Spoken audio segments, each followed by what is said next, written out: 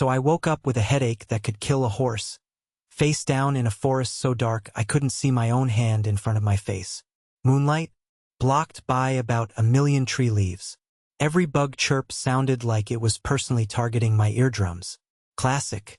My eyes finally unfocused enough for me to take in the scenery. Bonfire, crappy tent, 3 guys sitting around looking like they'd rather be anywhere else. Looked like a standard adventure campsite, which raised the very important question of why the hell I was in the middle of nowhere in the middle of the night. Then the memories hit me like a freight train. And I don't mean that metaphorically. It felt like someone had downloaded an entire person's life directly into my brain. Because that's essentially what happened. Ide transmigrata. I wasn't Wong Dong from Earth anymore. I was now Zealer, a 16-year-old novice adventurer stuck in a world called Zealer. Yes, the kid shared a name with the world. Lazy naming convention, but I wasn't going to critique the universe's creative choices right now. Patted my face. Smooth skin. Teenage skin. Great. I was a teenager again. Before I could have a proper existential crisis, one of the guys from the campfire came over and slung an arm around my shoulders like we were best buddies. His name was Gray, swordsman in our squad. Golden hair down to his shoulders, permanent smile on his face, and the kind of energy that screamed, "I flirt with everything that breathes." According to the memories I'd inherited, Gray was way better at picking up women than he was at picking up his sword. Then there was Valles, our ranger. Supposedly a half-elf, though I had to stare at his ears for a good while before I could even tell. Whatever elven blood was in there had been watered down so many times it was basically a memory. Valles had this permanent "don't talk to me" look on his face. And the squad leader, Marcus. Big dude. Crew cut. Sleeveless leather vest showing off arms thicker than my head. Round shield in one hand, battle saber in the other. The kind of guy who looked like he could bench press a horse. Reliable didn't even cover it. Gray noticed I was being quiet, figured I was nervous, and squeezed my shoulder. Told me to relax. Said once the job was done he'd take me to a tavern to unwind. Then added, with zero shame, that he might help me go from a boy to a man. Valles immediately called him out. Said if Gray had time and money for that, he should spend it honing his skills. Then Gray, being Gray, fired back with some nonsense about Valles's father being a real ladykiller and asked how many half-brothers Valles had by now. Valles went absolutely livid. The guy hated philanderers, and apparently his own dad was the reason why. Marcus shut it down before it could escalate. Told us to save our breath. They'd been patrolling the outskirts of Graywood Forest for 5 days. Supplies were running low. Time to head back. I got first watch, Gray got second, moving out at dawn.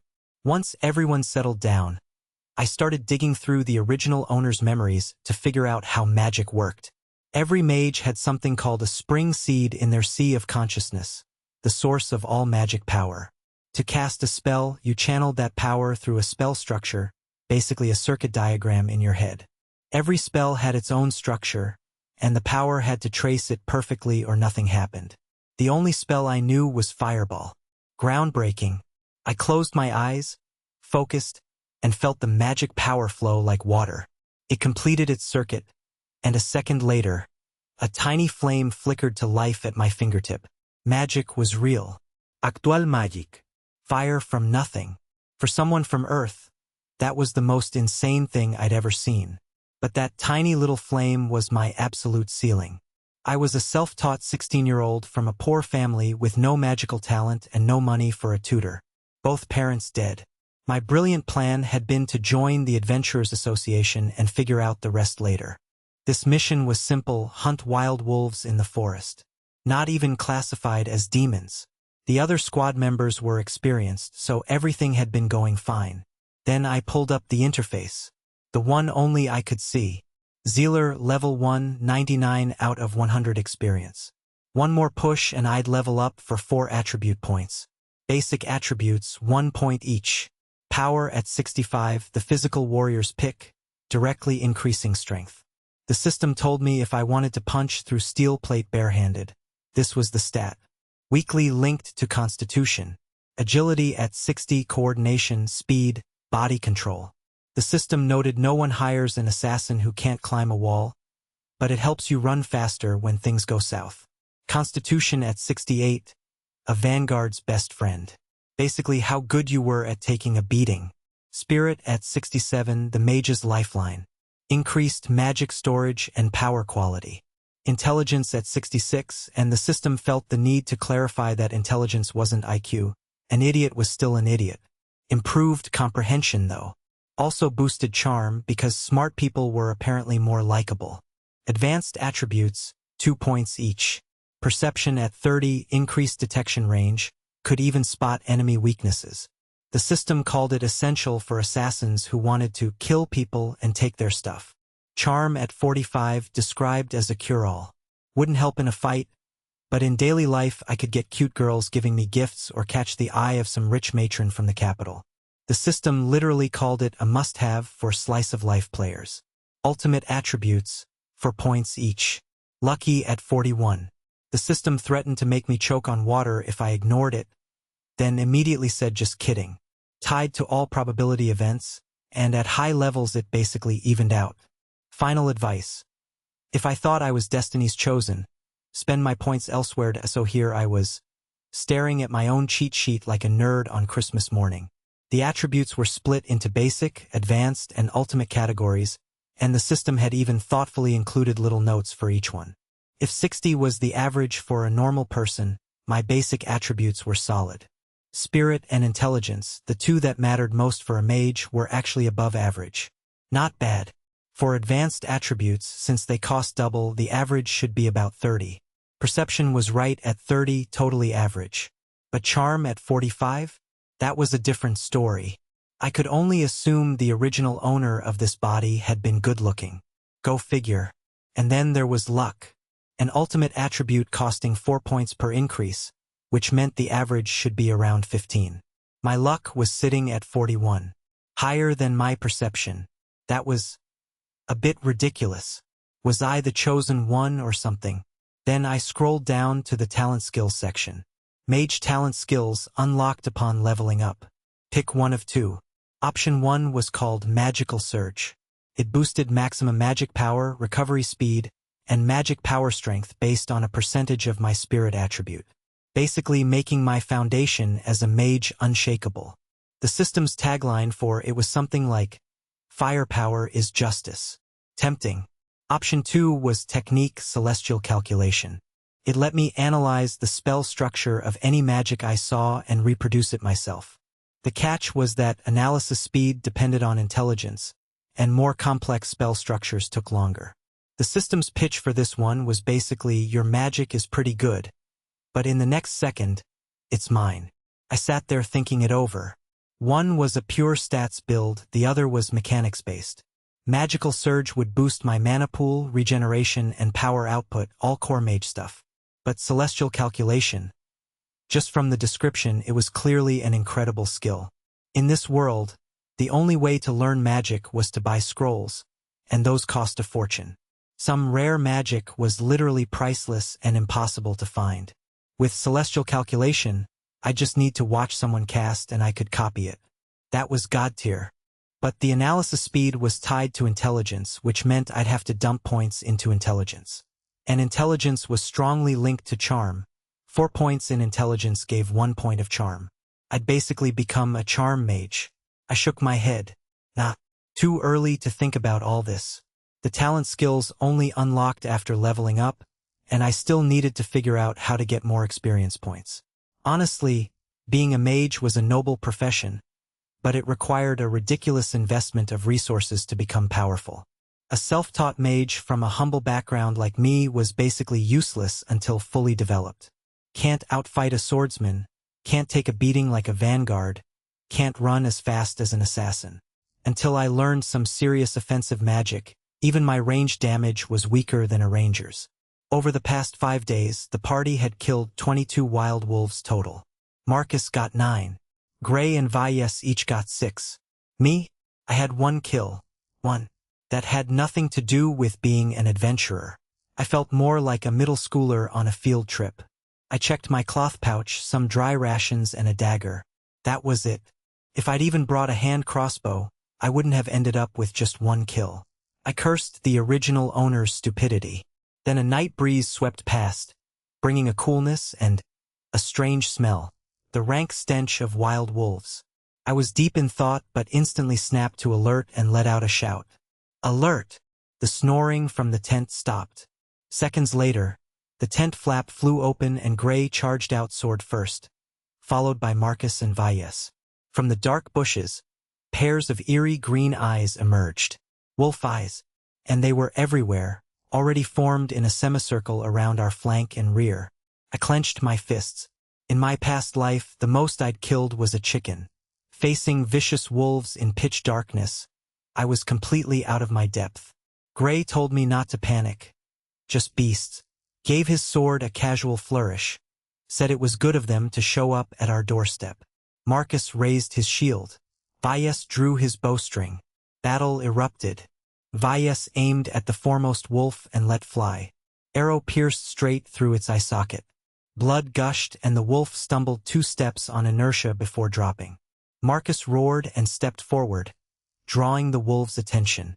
His size made it hard for them to reach his neck, and his round shield was impenetrable. Any wolf that pounced got smashed. Bones fractured on contact, then his saber finished them in one strike. He looked like a god of war. Gray covered his flank, slicing wolves in half with single strikes. Howls echoed. Birds scattered. Blood and guts splattered everywhere. They shifted from hacking to precise thrusts. Wolf pelts were worth money. The 3 of them fought with relish. Me? I gripped my dagger but had to accept there was no place for me. Sighed. Couldn't be helped. This was just how it was for early-stage mages. Gray was losing his mind with joy, covered head to toe in wolf blood, looking absolutely feral, laughing about how we'd struck it rich. The bounty on a single wild wolf was 3 silver coins, and he'd just killed 6 or 7 of them. More than we'd made in the past 5 days combined. Then he slashed a wolf's front leg off, cold arc of light, 1 clean cut. The unlucky beast whimpered and collapsed, blood spurting from the wound as its life force faded. Not dead yet, though. Something clicked in my head. If I was the one to land the final blow, would I get experience points? I'd been worrying about how to level up, and here was a dying wolf just waiting for me. Didn't hesitate. Drew on my magic power, traced the fireball spell structure in my mind, and poured as much power into it as I could manage. The whole casting took about 5 seconds. A scorching light ignited in my palm. I aimed at the wolf and fired. The air temperature rose slightly. A brilliant streak of light hit the wolf right on the thickest part of its neck. The impact from the fireball blasted away a chunk of flesh and fur, then ignited what was left, burning fiercely. The already dying wolf took this new disaster on top of losing its leg, and the pain sent it thrashing and convulsing on the ground like a fish out of water. It let out a miserable howl before quickly going silent. First blood. My face lit up with delight. And sure enough, just like I'd guessed, the experience points on my attributes panel went up. Level 1 to level 2. Level up. A mysterious power surged into my body, spreading through every limb. A faint blue glow appeared in my vision, only visible to me.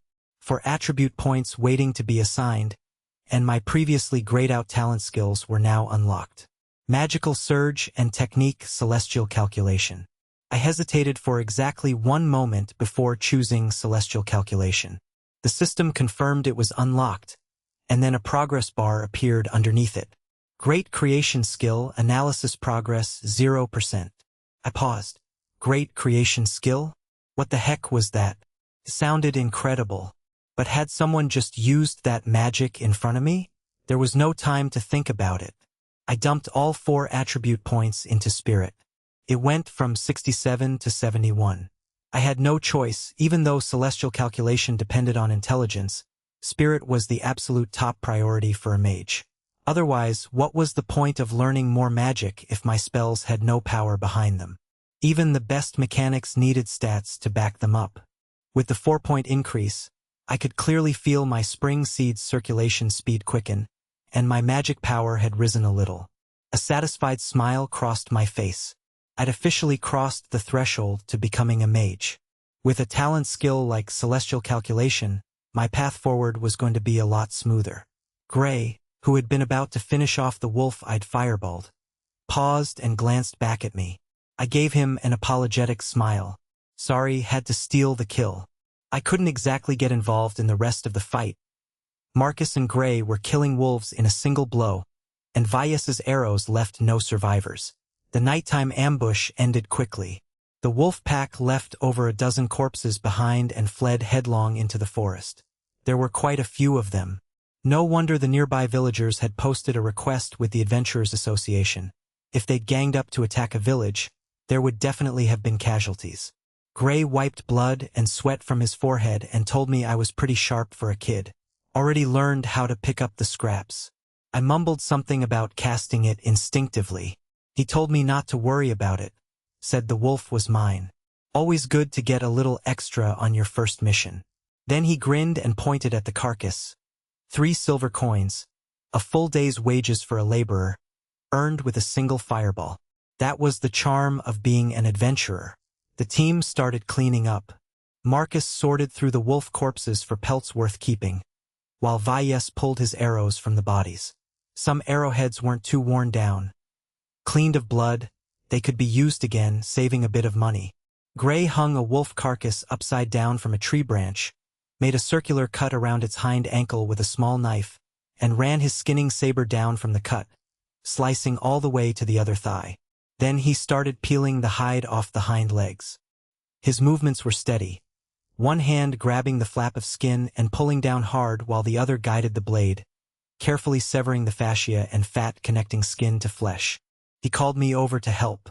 With the two of us working together, the hind leg skin came off completely, like a sock. Then came the torso. The whole process filled the air with the dull sound of ripping fascia and the sweet, cloying smell of exposed flesh. My stomach churned, but I forced myself not to look away. This was a skill I had to learn. The guild bounty only needed a left ear as proof of the kill. The rest, pelts and other parts, the team could keep and sell. A pristine wolf pelt went for 3 or 4 silver coins. For low-level adventurers, that was a significant source of income. We'd killed 15 wolves that night, and several had pelts intact enough to skin. Such an unexpected windfall brought a hint of delight even to the usually stern-faced Marcus. Gray moved to the last carcass.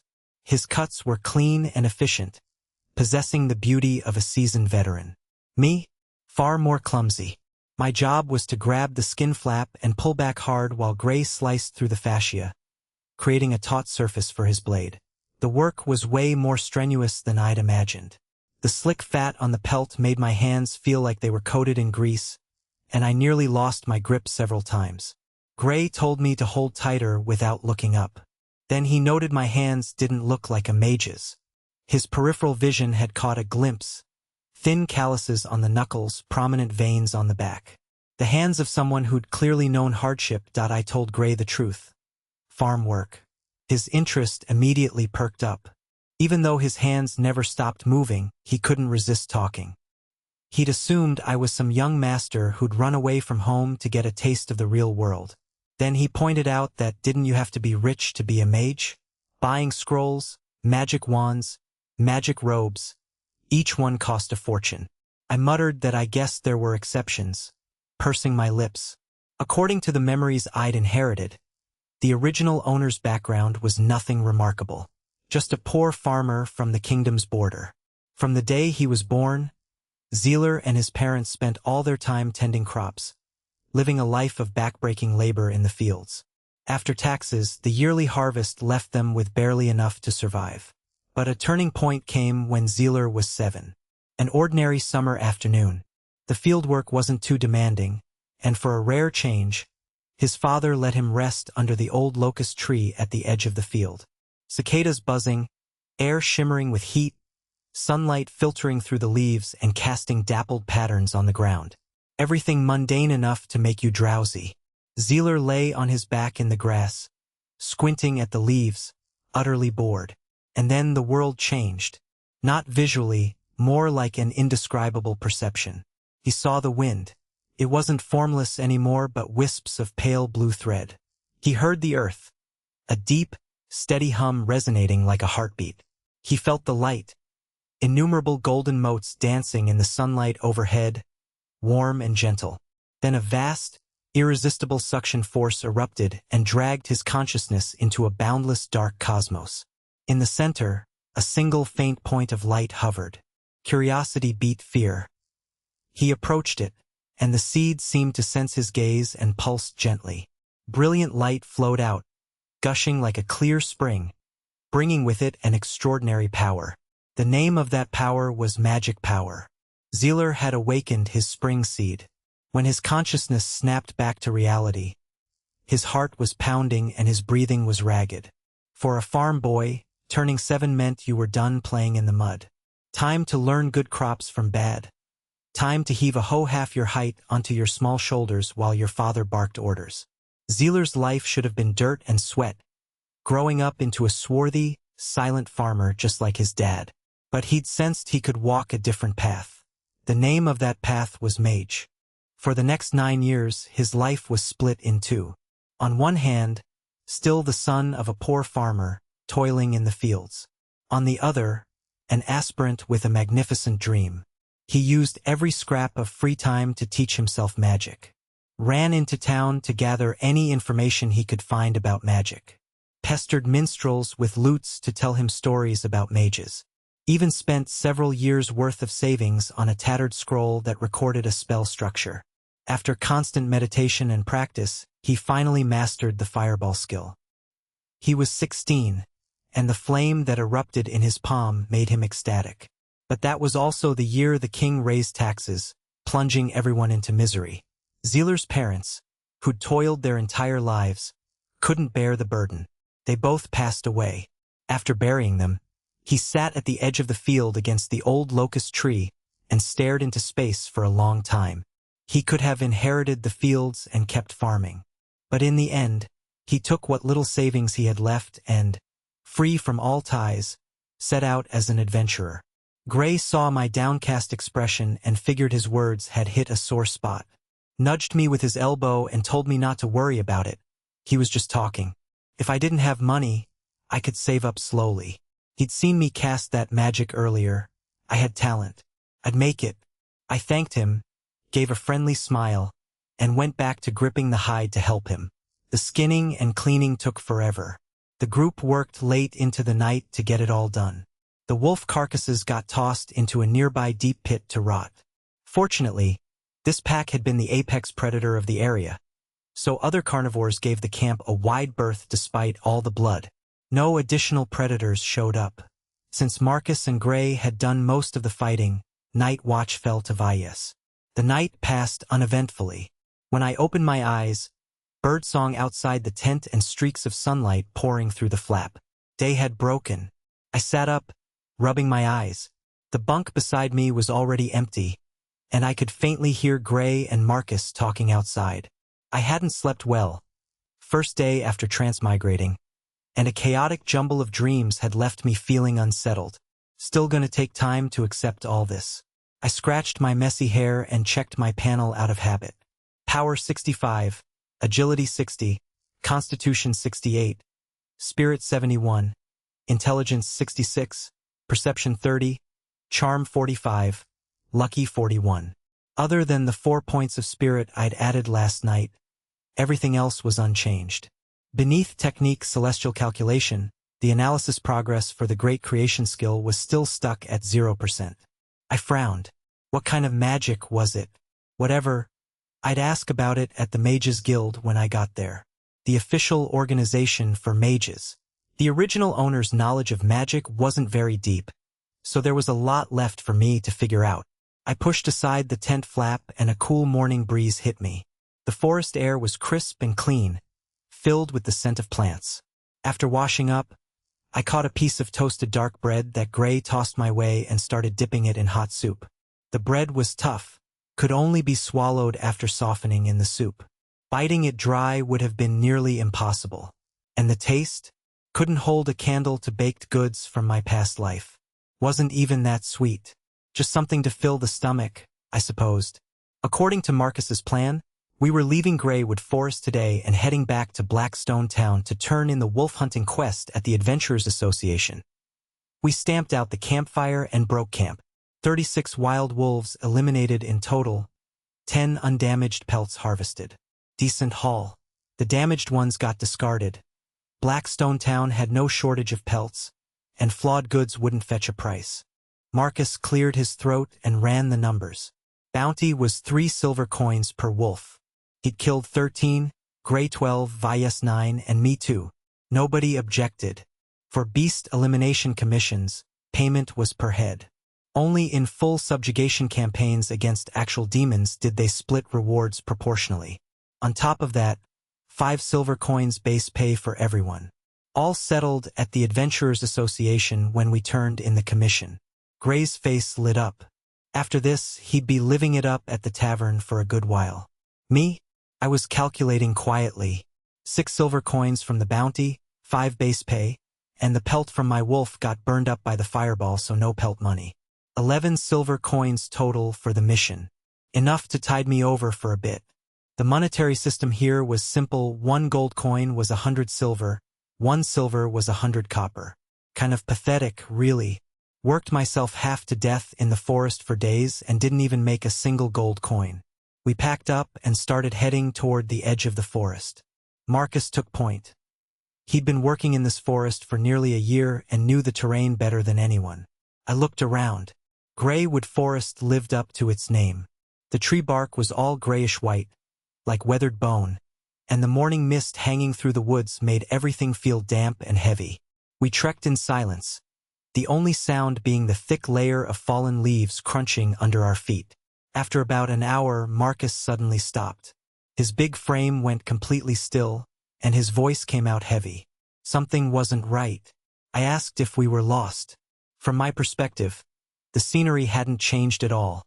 Just the same gray-white trees in the mist. I would have believed you if you told me we'd been walking in circles. Marcus said we weren't lost. Looked up at the sky.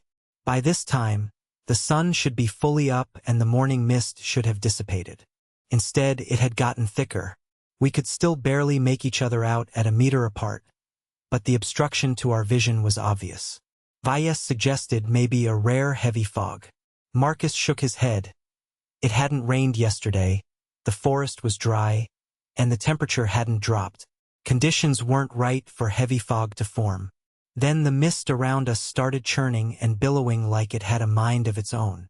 Gusts of chilling wind swept through, and our visibility, already down to about 10 meters, dropped even further. A strong sense of unease washed over me. I sniffed the air without thinking. The fresh scent of grass and trees was gone, replaced by a foul, gamey odor. Not wolf though, wolf smell was more rank and musky. This was laced with something much bloodier.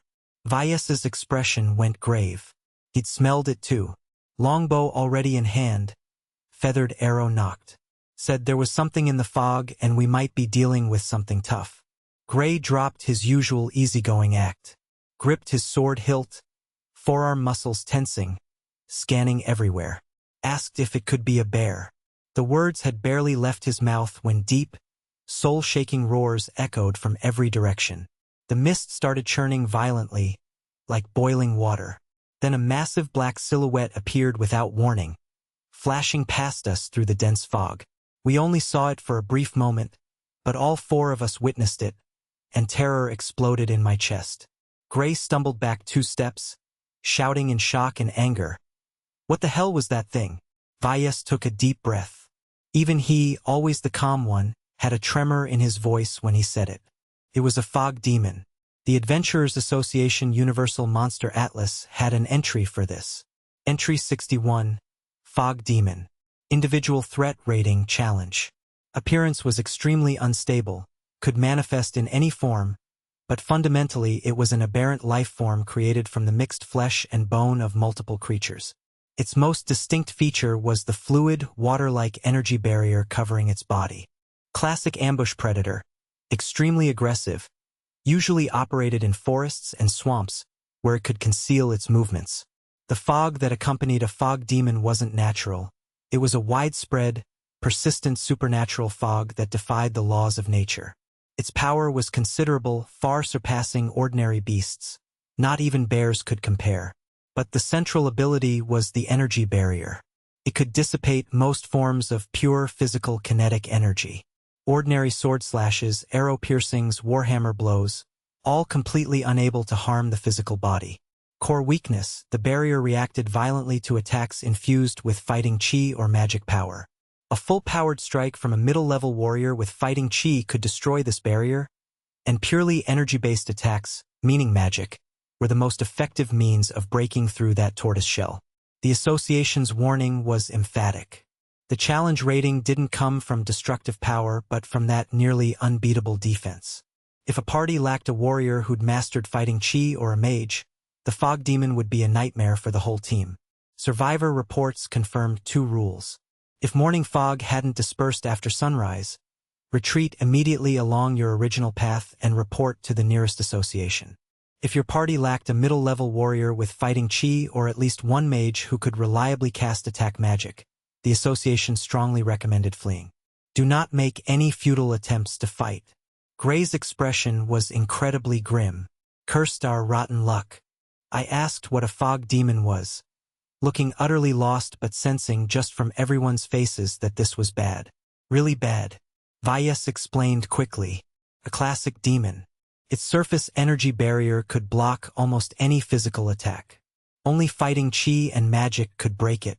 Simple as that, and as impossible as that for a party like ours. According to the Adventurers Association's assessment, Graywood Forest didn't have a high danger rating. The outer regions were only supposed to home wild beasts, with traces of demons appearing only in the central area. Moreover, there had never been a single reported sighting of a fog demon here before. Not one. Which meant we'd stumbled into something that wasn't supposed to be here, with a party that wasn't equipped to deal with it. The biggest difference between demons and ordinary beasts was that demons had magic power in their bodies. Thanks to unnatural influences, they came in bizarre, grotesque forms and developed special abilities that were impossible to predict. Some could one-shot you on first encounter. When a squad ran into a demon without enough intelligence to handle it, the mortality rate was shockingly high. That's why the Adventurers Association had poured resources into the Universal Monster Atlas. It recorded every demon any squad had encountered, physical characteristics, habits, special abilities, core weaknesses. The Atlas even used advanced rune transcription, so when one branch updated an entry, every other Atlas automatically synced. The association also had a reward system. Report a new demon and you got a bounty starting at 3 gold coins minimum. Of course, this led to creative fraud. Squads would swear they discovered the fish spear goblin, the hatted goblin, or the goblin with necklace. Gave the staff a major headache. Based on threat level, the association had 7 classifications: simple, difficulty, challenge, cruelty, bloody, and catastrophe. Above catastrophe were nightmare-level demons, the apex of power on the continent. Not much point recording those. Encountering one was the same as being dead. The fog demon was rated challenge. That meant it could easily kill an adventurer, and mishandling things could lead to casualties. A detailed plan was essential. The guttural roars kept going, fog growing thicker. We'd never anticipated this. We'd only planned on simple quests for extra cash, and now we'd run into a challenge-rated demon. Packs hit the ground. Gray whispered about running. Anxiety surged through me. I scanned around, nothing but dense fog, impossible to get bearings. Completely unfamiliar terrain. If I ran, my survival chances were practically 0. Marcus shut that down. Run from what? Prepare for battle. Shield up, knife ready, rapidly planning. He'd take the front. Gray would support. Vyas would play it by ear. And me, the only one who could break the energy barrier. While they tied it up, I had to find the right moment to cast. I nodded slowly, palms sweating. The pressure was far worse than last night. Hard not to be nervous with this kind of burden. If I failed, it was a total party wipe. No idea how strong that barrier was. What if I couldn't break through? Suddenly grateful I'd increased my spirit. At least it should make my fireball a little stronger. The squad shifted formation. Marcus took point, Gray behind to the right, Vyas to the left, me in the center. Visibility down to 5 or 6 meters. blood scent in the air. Marcus moved forward slowly, the rest of us tight behind him. Like a game of cat and mouse. According to the Atlas, only Marcus with his shield stood a chance of withstanding the fog demon's power. If it broke through from any other direction, it would be a bloodbath. The fog to our front right started churning. Marcus detected it instantly. On your guard. The fog demon finally showed itself. The thick fog tore apart, revealing a massive, twisted monster.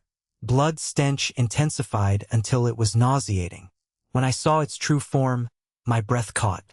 Something straight out of a horror novel. At least 2.5 meters tall, like a gigantic flayed beast.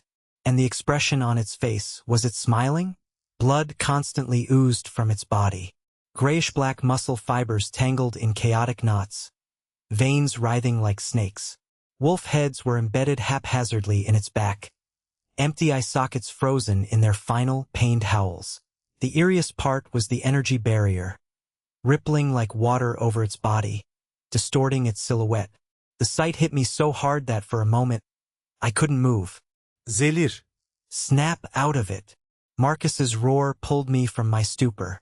The warrior was already the first to charge. Jolted from my shock by the bellow, I shook my head hard. Couldn't screw up now.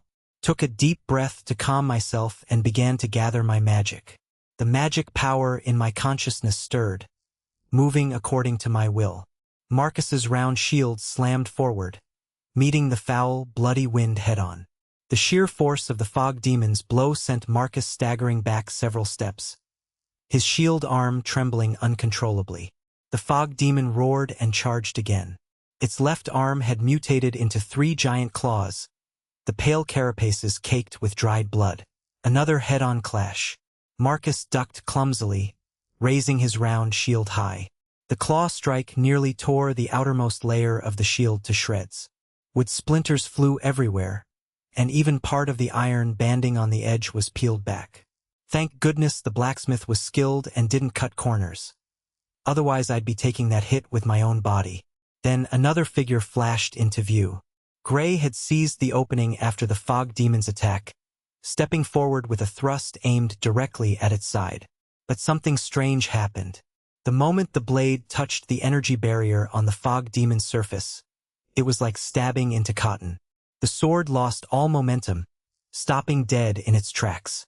A muscle in Gray's eyelid twitched violently as he realized the danger he was in. Without even turning its head, the fog demon swung its arm. The thick, carapace-covered arm slammed viciously into Gray's chest. The expression on Gray's face froze as his hardened leather chest armor audibly caved in. He sprayed a mouthful of bloody mist and was sent flying backward, rolling several times across the ground before coming to a stop. Marcus yelled Gray's name in a panic. Meanwhile, I was frantic. Faster, I had to be faster.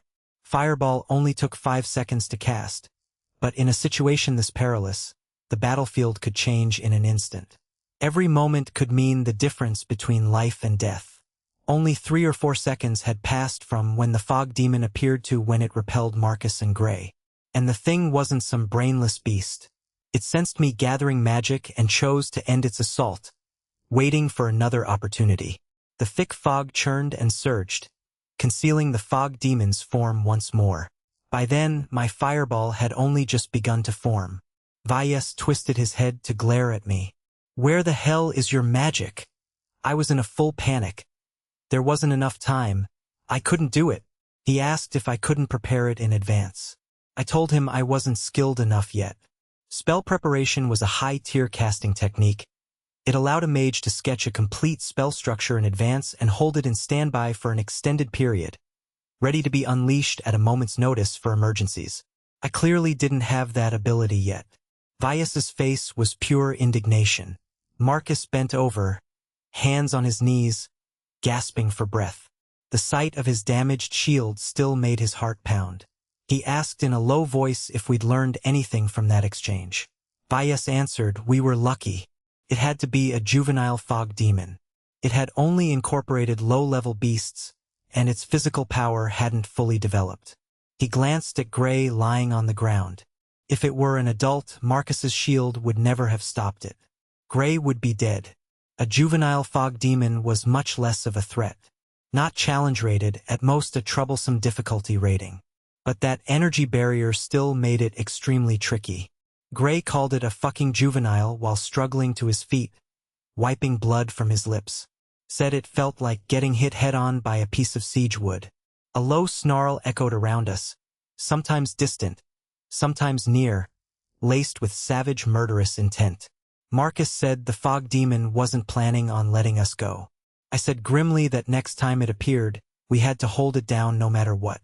If we let it escape again, we'd be worn down. A few more rounds and we were all dead. I'd find a way to cast my magic as fast as I could. Marcus and Gray exchanged a look and nodded firmly. The fog demon had already injured Gray. Its destructive power was immense. We could lose a team member at any moment. A battle of attrition was out of the question. We had to end this fast. Then a new progress bar popped up below technique celestial calculation. Embrace of the mist veil analysis progress, 1%. I was stunned. Embrace of the mist veil was that the magic it used to block physical attacks? But the analysis was way too slow. It'd be completely useless in this fight. My mind raced. Since I couldn't use spell preparation, the only other option was to sense the fog demon's presence as early as possible and start sketching the spell structure before it attacked. But the timing had to be perfect. If the magic finished charging before the fog demon appeared, the fireball would dissipate from my palm before I could use it, and I'd enter a short cooldown where I couldn't cast again. I calmed my mind. My perception was only 30, standard average. In fog this thick, the chances of detecting the creature were slim. Where was it? Where the hell was it? Then I felt something strange. A stirring inside me. A peculiar sensation. Through some incredible stroke of luck, I managed to grasp a faint, thread-like connection within the thick fog. It was the magical fluctuation of embrace of the mist veil, the same magic.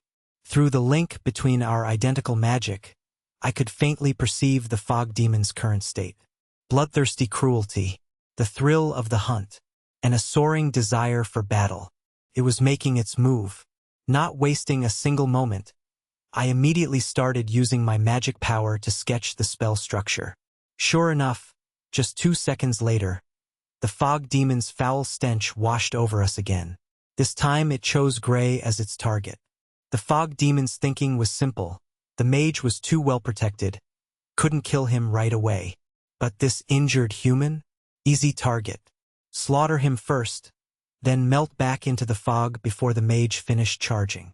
Take one of them out, cause some panic, and the hunt was as good as over. Already injured, Gray was no match for the fog demon head-on. The pain in his chest was slowing him down. Marcus yelled his name. The shadow of death loomed. In a flash, the fog demon was on him.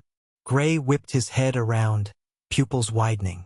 Facing death with no way to dodge, he acted on raw survival instinct. Barely managed to raise his longsword across his chest. The vicious bone claw slammed down without mercy. His sword blade shattered with a sharp crack. Shards of metal flew everywhere, many embedding directly into Gray's body. A spray of blood erupted. But at that very moment, the fireball I'd been preparing was fully charged. The fog demon hadn't anticipated this at all. It had only been visible for less than 3 seconds. During the first attack, I hadn't demonstrated this kind of casting speed. Searing heat drove back the fog as a brilliant fireball shot forward, striking the fog demon head-on. My eyes were wide, face locked in intense concentration. Just like the Atlas described, the energy barrier's weakness was indeed magic. The magic power in the fireball reacted with the barrier, creating a sizzling sound. The barrier's glow dimmed visibly, but hadn't disappeared completely. It worked. Marcus's support arrived just in time. Eyes bloodshot, he roared and slammed forward with all his might in a shielded impact. The weakened barrier could no longer completely block physical attacks. Even the fog demon's massive body staggered from the blow. Valles had been waiting for this moment. Gaze electric, he finally loosed the bowstring.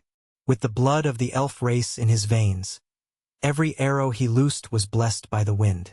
Relying on muscle memory, he rapid-fired 4 arrows in succession. 2 of them pierced the fog demon's kneecaps. Exactly the result he wanted. Couldn't let this thing escape back into the fog again. The fog demon threw its head back and roared. The pain from the arrows knocked it off balance, forcing it to one knee. Marcus didn't waste the opening. He stepped forward and swung his round shield with terrifying force, smashing it down onto the fog demon's ugly head. Nearly half its head was instantly crushed. A viscous mixture of red and white exploded outward. Dizzy and disoriented, its head lolled to one side, exposing its neck. A cold glint of light cut through the mist, Marcus's battle saber hacking down. The blade bit into flesh, blood sprayed. But the fog demon's weakened energy barrier was still active. The saber caught mid-neck, unable to cut deeper. And then the thing's savage nature kicked in.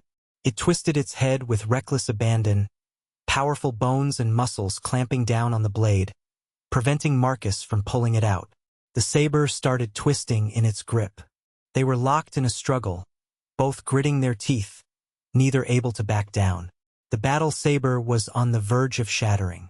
The fog demon opened its maw, rows of bone-white, razor-sharp teeth, and leaned toward Marcus inch by inch, ready to bite his head clean off. Vyas's face went grim. He drew his curved saber, preparing to charge in. That's when my second fireball finished charging and struck the wound on the fog demon's neck with pinpoint accuracy. Marcus's eyes lit up. Nice one! The fireball erupted in a shower of sparks against the fog demon. The magic power corroded the energy barrier, and its last line of defense dissipated into nothing. All resistance vanished in an instant. Marcus's battle saber was free. The fog demon's movements froze, the vicious expression on its face locking in place. D! With a roar, Marcus hacked downward with all his might. He felt the blade glide smoothly through muscle, then roughly sever the spine, before bursting out the other side. The fog demon's head rolled onto the ground as a geyser of foul, black blood shot into the air like a morbid firework. The massive, headless body swayed for a moment before crashing to the ground. The fog demon was dead. My taut nerves finally loosened. I collapsed to the ground, chest heaving, and let out a long breath. The system went off. Party successfully killed Fog Demon Juvenile. Gained a large amount of experience points. Level 2 to Level 3. Level up. 2 levels in a single day. Another 4 attribute points to distribute. This time I didn't put them into spirit. I allocated all 4 to intelligence instead. It rose from 66 to 70. Immediately, I could feel my control over magic power become smoother, and the spell structure for Fireball seemed much clearer in my mind. At the same time, since intelligence was strongly linked to charm, my charm went up by 1 point to 46. After distributing my points, I checked my talent skills. The panel showed gray text. The condition to unlock the next talent skill was to reach the rank of Junior Mage. The Mage profession system on the Candia continent went from lowest to highest Magic Apprentice, Junior Mage, Middle Level Mage, and Upper Level Mage. After Upper Level, you chose a unique reclassification path, each with its own specialty. But people at that caliber were all renowned experts, and I was a long way from that level. As for becoming a Junior Mage, I hadn't reached that yet. I wasn't even sure I could be considered a Magic Apprentice. Mage rankings were independent from warriors, rangers, and assassins. The Adventurers Association had no jurisdiction over them. Only the Mages Guild could conduct evaluations and issue certified mage badges. Looking at the massive headless corpse of the Fog Demon, I felt incredibly lucky. Thankfully, it was only a juvenile. I'd also been lucky enough to sense its movements ahead of time, which was the only reason our party had succeeded in taking it down. Otherwise, the outcome would have been grim. After the Fog Demon was killed, Marcus and Vyas also collapsed onto the ground, gasping for breath, trying to calm their racing hearts, their faces etched with the relief of having survived a close call. I turned to look at Gray, lying nearby, asked how he was doing. His voice was faint and weak. Still alive. He was quite lucky. The Fog Demon's second attack hadn't struck his chest again. It had only shattered his longsword, and the flying metal shards hadn't injured any vital areas like his eyes or neck. His face was scratched though, and several shards of metal were embedded in his shoulder, blood trickling steadily from the wounds. Vyas pushed himself up and walked over, placing a hand on Gray to keep him still. "Don't move. Let me see." He tore open Gray's ruined hard leather armor and lining, exposing the skin of his chest. The fog demon strike had been truly terrifying. Vyas could clearly see Gray's chest was slightly caved in. He must have several broken ribs, but the fragments hadn't likely pierced his lungs or other organs, or else Gray would already be dead. No open wounds on the chest, but blood seeped through the skin, forming a dark, bruise-like patch. I watched from the side, secretly horrified. If I'd taken a hit like that, I'd probably be dead. They couldn't do anything about the chest bruising right now, so Vyas turned his attention to the metal shards in Gray's shoulder. Cleaning the wounds and stopping the bleeding was the first priority. Vyas told me to go start a fire, heat up a small knife, and bring over the firethroat wine and the medical pack. I did as Vyas commanded while Marcus silently stood guard, watching for any other threats. Vyas took the small knife, blew on it to cool it slightly. "Brace yourself. No screaming." Gray managed a weak smirk. "Do I look like some kind of girl to you?" Vyas used the knife tip to carefully cut away the flesh around the metal shard, then got a grip on its edge. The corner of Gray's eye began to twitch, his body tensing involuntarily. I quickly stuffed a piece of cloth into his mouth for him to bite down on. With a sharp tug of 2 fingers, Vyas yanked it out. A small, twisted piece of metal came free with a sickeningly soft sound, followed by a small spurt of blood. Gray's body went rigid. His screams were all muffled by the cloth, and by the end it almost sounded like he was laughing. I wasn't sure if I was imagining it, but I thought I saw a flash of pleasure cross Vyas's face.